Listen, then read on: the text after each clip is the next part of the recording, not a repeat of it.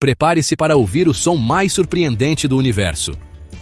Fique até o final do vídeo para ouvir exatamente que som é esse. Todos sabemos que no vácuo do espaço não há som como estamos acostumados a ouvir, pois o som é uma onda mecânica que necessita de um meio material como ar, água ou sólidos para se propagar.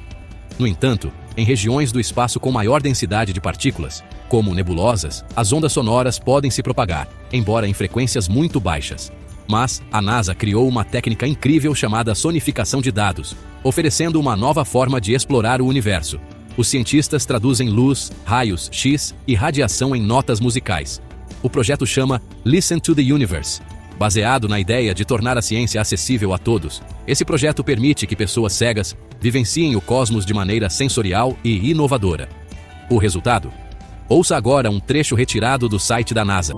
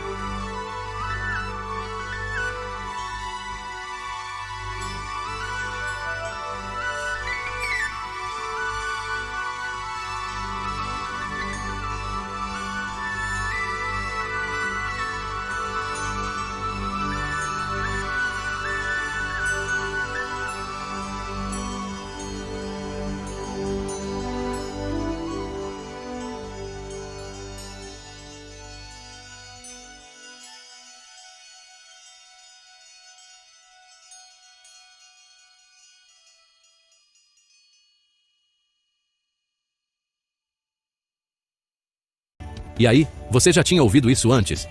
Se você curte ciência, curiosidades e fatos surpreendentes sobre o universo, se inscreva no canal.